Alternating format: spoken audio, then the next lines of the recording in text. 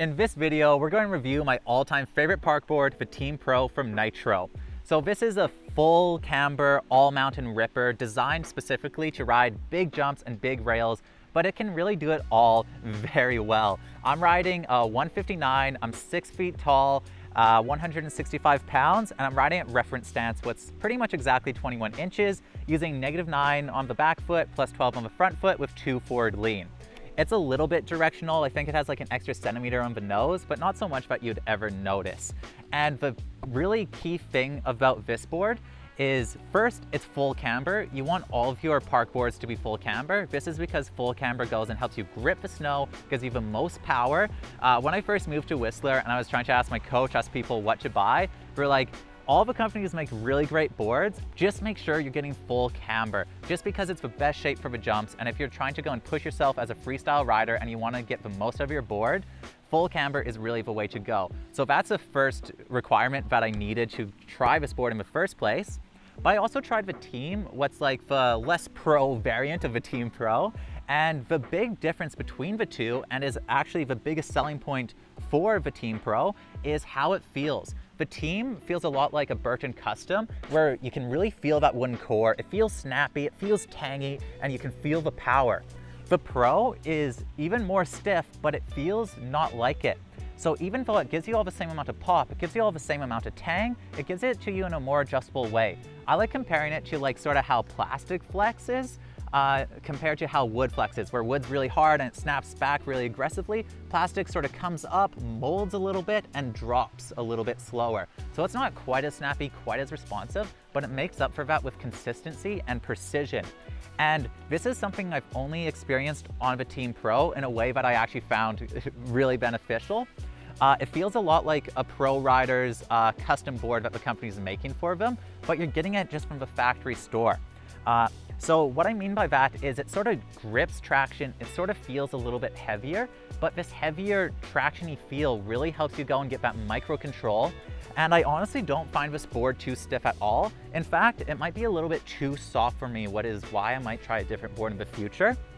It won't be too soft for most people, but like I'm trying to ride black line with like 70-foot jumps, and I was noticing it's getting warped a little bit, especially as you use it a bit more. So I wouldn't avoid getting this board because you're worried it's being too stiff. It's the perfect amount of stiff for what you're trying to do.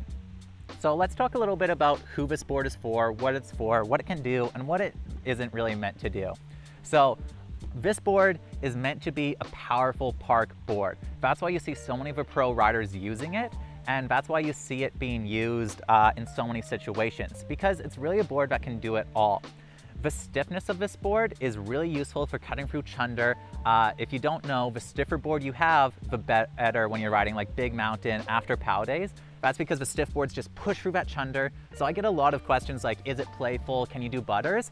Well, it's a little bit harder to get butters. It's a little harder to get presses. You can still do them all, and then you get all that extra benefit of cutting through any chop, cutting through any rough. That's going to really just save a lot of wear and tear on your legs. That, combined with the full camber, just really makes this board a powerful carver. Even if you're not riding the park, this thing can really lay some turns. Not as good as like the Nitro dinghy or like a directional snowboard, but I was really impressed the first time I used this board, and every other time, just how much it can grip the snow. What I don't really like it for is powder, and there's honestly nothing about this board that I'm like super excited about. You know, I'm not like putting this board on and it makes me want to start turning in weird ways, start moving, start getting playful with it. But what it does have is just the most consistency I've ever had of a snowboard. And I've been riding the Nitro boards for 3 years. You've seen the clips, you've seen what I've been doing. I haven't broken a single one of these things, like not even close. A couple edge cracks, so it's to be expected, but these things don't break.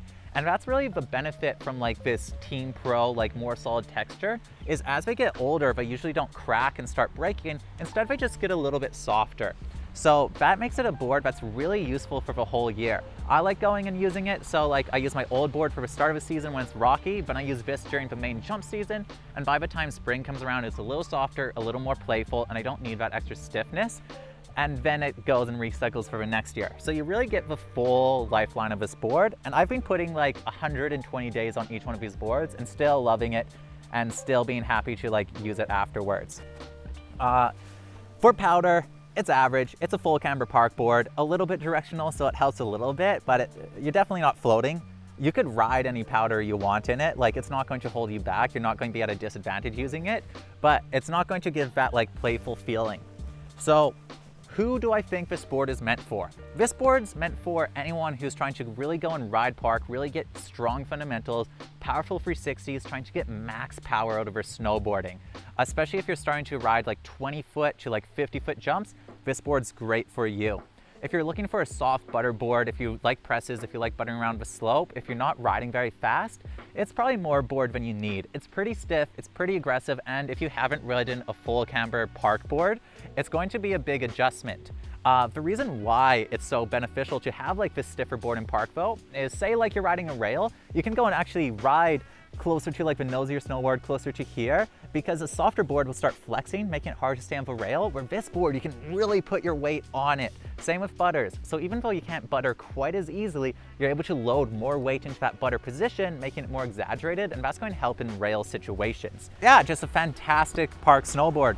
Full camber, great shape, great feeling, great stiffness. If you're looking for a park board that can do it all, if you're only buying one snowboard, I'd highly recommend this one. If I was only to ride one board per year, it'd definitely be a Nitro Team Pro.